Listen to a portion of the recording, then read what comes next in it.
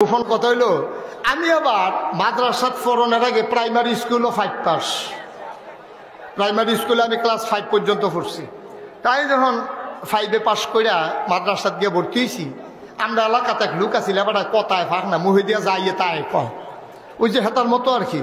তো মুহে দিয়া যাইয়ে তাই কয়। তা আমার একদিন দেখছে পাঞ্জাবি টুপি মাথাত, পাঞ্জাবি গাও ফাইজামা পরনো দেখেছে, আমার ডাক দিছে এদের এসো, এদিকে আসো কয়ে ডাক দিছে। ডাক দিয়া সেটা কয়, নাতি শুনলাম তুমি বিলে মাদ্রাসাত ভর্তি হইছো। আমি কই সত্য শুনছেন?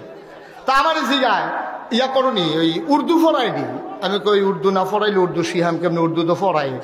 কয় উর্দু পড়ায়? আমি কই জি উর্দু তো পড়ায়। তো কইতে আছে দাদা উর্দু কি আবার ফরন লাগে? তো আমি কই উর্দু না পড়লে শিহাম কেমনে? কয় সাহস করে কইয়া লেবি উর্দু বের। আমি সাহস করে আবার উর্দু কয় কেমনে? কয় কত কইলাম। আমি কই আপনি কি ভালো করে বাংলা পারেন না, উর্দু কইছেন কেমনে? কার লোকে উর্দু কইছেন? কয় পাকিস্তানি আর্মির লোকে। এমন সাক্ষী মানছে অনেক বছর আগে ফিটা খাইয়া পাই গেছে কেন, সাক্ষীও তো বিষয়টা পাইতাম না। তা আমি এবার এই গেলাম, কি উর্দু কইছে তারা?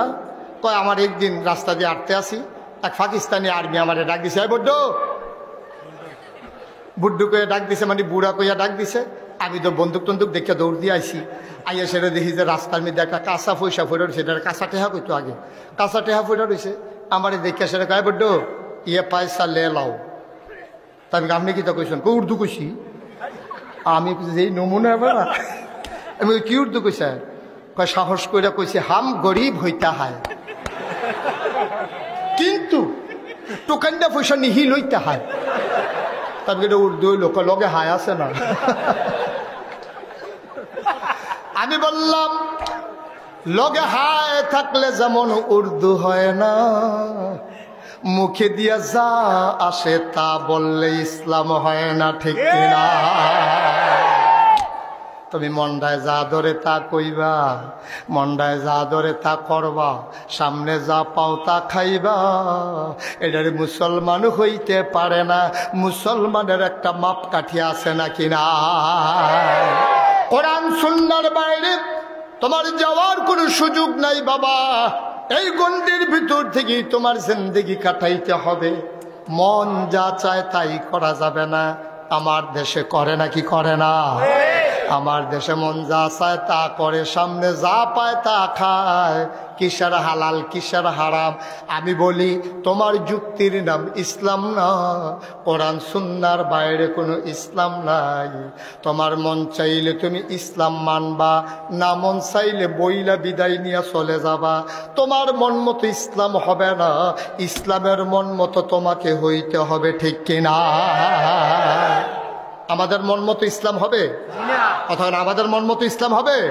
ইসলাম হবে ওই আল্লাহ আর নবীর কথা অনুযায়ী, এর বাইরে কোনো ইসলাম নাই।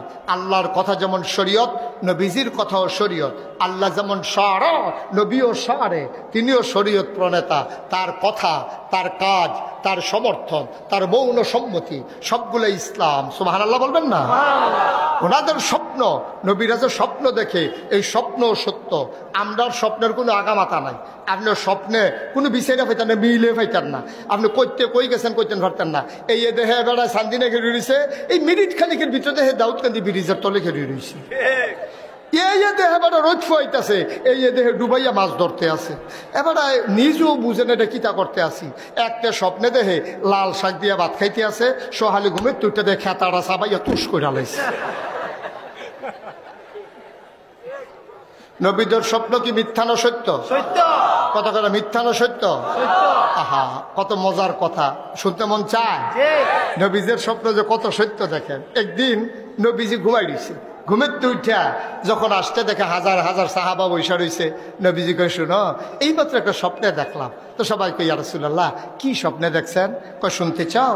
কহ ইয়া রাসূলুল্লাহ আপনি যদি দয়া করে শোনান। কয় ও স্বপ্নে দেখলাম আমি ঘুমাই রইছি, ঘুমের ভিতরে আমার শাহাদাত আঙ্গুলির মাথা দিয়া দুধ বার হইতে আছে। আর আজ তখন সুবহানাল্লাহ কি বার হইতে আছে? নবীদের স্বপ্ন কি মিথ্যা না সত্য? দুধ যে বার এটা কি মিথ্যা না সত্য? নবীজি কয় যখন দেখলাম যে আঙ্গুলটার মাথা দিয়া দুধ বার হইতেছে শাহাদাত আঙ্গুলি, এটারে কয় শাহাদাত আঙ্গুলি।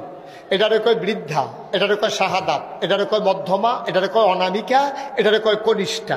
এটা হইল শাহাদাত। এটা দিয়ে আমরা দেহাই, ইশারা দেই, দেহাই, সাক্ষী মানি এই আঙ্গুলটা দিয়া, এই জন্য এরকম শাহাদাত আঙ্গুলি। নবী কয় আঙ্গুলের মাথা দিয়ে দুধ বাড়িতেছে। তো আমি চিন্তা করে দেখলাম 2-3 দিন ধরে খানা নাই, দুধ যখন বাড়িতেছে হালাই গেলাম কি কতক্ষণ সুই আলাই। নবীজি বিসমিল্লাহ আঙ্গুল মুহের ভিতরে দিয়ে আলাইছে। নবীজি কয় করে এই দুধ বাড়িতে আছে খাইয়া ফ্যাটটা মাসাল্লাহ ঠুল হইছে, আপনার ফ্যাটটা বসছে। পরে চিন্তা করলাম আর আঙ্গুলটা ভিতরে কেলাপ কি টান দিয়া বার করে আলাইছি, বার করে দেখি চারিগুল দিয়ে দুধ লেখা রয়েছে। সুবহানাল্লাহ করা যায়। এখন চিন্তা করলাম দুধ দুই আলাইলেও পারি, আবার কেউ রে দিলেও পারি, হালাই দিয়া লাভ কি। ডাইনে চাইয়া দেখি হযরত উমরে বইয়া রয়েছে। সুবহানাল্লাহ কয় না। ওমরকে ডাক দিয়া বললাম, ওমর রে, ওমর এই আঙ্গুলের ভেতরে দুধ লেগে আছে, চুষে খেয়ে ফেল। ওমর টান দিয়া নবীজের আঙ্গুলটা মুখের ভেতরে দিয়া চুষে চুষে বাকি দুধটা খেয়ে ফেললেন। সাহাবায়ে কেরাম কয়, ইয়া রাসূলুল্লাহ, এটা দিয়ে আপনি কি বুঝাইলেন? কয় স্বপ্নে যে আমি দেখলাম দুধ খাইতেছি, আর মানি হচ্ছে আমার আঙ্গুল দিয়ে আলেম বের হচ্ছে। আল্লাহ আলেম দিয়ে আমার পেটটা ভরে দিলেন। যতটুকু আলেম লাগা ছিল আঙ্গুলের ভেতরে সবটা ওমর চুষে চুষে খেয়েছেন। এই জন্য নবী বলেছেন, আনা খাতামুন নাবিয়্যিন লা নাবিয়্যা বা'দি, আমি হলাম সর্বশেষ নবী, আমার পরে নবী নাই। আমার পরে যদি নবী থাকতো তাইলে আমার উমর আমার পরে নবী হইতো। সুতরাং যুক্তি দিয়া বুদ্ধি দিয়া ইসলাম হবে না, ইসলাম হবে কোরআন সুন্নাহ দিয়ে। সুবহানাল্লাহ বলবেন না? আমাদেরকে ছেড়ে দেন নাই। কোন পথে গেলে জান্নাত, কোন পথে গেলে জাহান্নাম, কোন পথে গেলে লাভ আর কোন পথে গেলে লোকসান, কোন পথে ভালো, কোন পথে মন্দ, কোন পথে কল্যাণ, কোন পথে অকল্যাণ, কোন পথে শিরক বেদাত, কোন পথে তাওহীদ রিসালাত, কোন পথে কুফর, আর কোন পথে ইসলাম জানানোর জন্য আল্লাহ যুগে যুগে আমাদের জন্য নবী এবং রাসূল পাঠাইছেন। ঠিক কিনা? এই নবীদের মাঝে যিনি সবার সেরা, এই নবীদের মাঝে যিনি সবার শেষ, তিনি তোমার আমার নবী, নবী মুহাম্মদুর রাসূলুল্লাহ সাল্লাল্লাহু আলাইহি ওয়াসাল্লাম। বলেন আলহামদুলিল্লাহ। এই নবী সবার সেরা এবং সবার শেষ, এটার অনেকগুলো প্রমাণ আছে। নবী নিজেই বলেছেন, আনা খাতামুন নাবিয়্যিন লা নাবিয়্যা বা'দি, আমি হলাম সর্বশেষ নবী, আমার পরে আর নবী নাই। সুবহানাল্লাহ বলবেন না? দেখে আপনারা সবাই মানেন? কথা না মানেন? কেউ যদি মনে করে এই নবীর পরে আবার নবী আসবে, তাহলে সে কি ইমানদার না বেঈমান? মুসলমান না কাফের? ঢাকাতে একটা মসজিদ আছে, এই মসজিদের ইমামও কাফের, মুয়াজ্জিনও কাফের, মুসল্লিও কাফের, মুতাল্লিও কাফের, সব কাফের। আপনারা বোধহয় মনে করতেছেন নাগেশ্বর হুজুর তো কোনো সময় কেউ কাফের কয় না, আর যদি ওকে ইমামদের দৌড়িয়া ওকে জারুদার বেড়াইয়া কাফের বানাইলেই আছে। ঘটনা আছে, যেই মসজিদের ইমাম কাফের, মুয়াজ্জিন কাফের, মুসল্লি কাফের, মুতাল্লি কাফের, এই মসজিদকে আপনারা চিনছেন? এই মসজিদ হলো কাদিয়ানীদের মসজিদ। ঠিক কিনা বলেন? তো কাদিয়ানীরা মুসলমান না কাফের? তো কাদিয়ানী যদি কাফের হয় তাহলে এই কাদিয়ানীদের যে ইমাম, এবারে কি শুধু কাফের না বড় কাফের? এবার তো আরো সাংঘাতিক ডেঞ্জারাস কাফের, কাফের ইমাম। ঠিক কিনা কন? আমরা বিশ্বাস করি এই নবীর পরে আর নবী নাই, কারণ নবী নিজেই বলেছেন। এরপরে আরো কথা আছে, এন্তেকালের 81 দিন আগে। কয়দিন? একটু শুনতেও হবে আবার একটু বলতেও হবে। কয়দিন? এই কয় নাই যে দুইজন কয় নাই, আবার টার্গেটে পড়ে গেছে দুইজন। কয়দিন আগে? এন্তেকালের 81 দিন আগে নবীজি আরাফার ময়দানে, ছোট্ট একটা পাহাড় আছে, যারা হজে গেছেন তারা দেখেছেন, পাহাড়টার নাম হলো জাবাল রহমত। এই পাহাড়টার কিনারে নবী বসে আছেন এবং উটের পিঠে। গোধূলি লগ্ন পরন্ত বিকেল, সূর্য ডুবু ডুবু প্রায়, সূর্যের সোনালি রটটুকুন আমার নবীর চেহারা মুবারকে পড়েছে। নবী কি অসুন্দর না সুন্দর? কম না বেশি?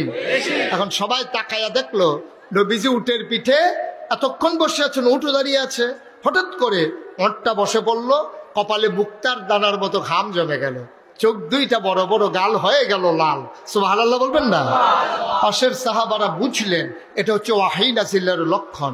আল্লাহ কোরআনে বলেছেন, লাউ আনজালনা হাযাল কুরআনা আলা জাবালিল লারাইতাহু খাশিআম মুতাসাদ্দিআম মিন খাশিয়াতিল্লাহ।